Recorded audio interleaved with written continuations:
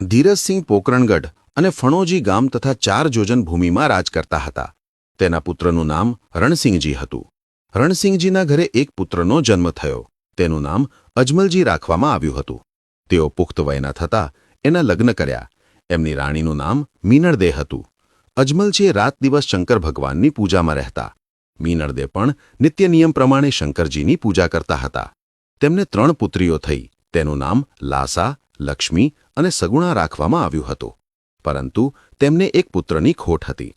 અજમલજી આમ ન પુત્ર હોવાથી પુત્ર પ્રાપ્તિ માટે પ્રભુની પ્રાર્થના કરતા. તેઓ દર સોમવારે 108 પાર્થિવ શિવલિંગ બનાવીને તેની પૂજા કરતા. વર્ષમાં 2 વખત કાશીએ જતા હતા અને વિશ્વનાથને પ્રાર્થના કરતા કે મને પુત્રની પ્રાપ્તિ થાય. આમ કરતા કરતા વર્ષો વીતી ગયા.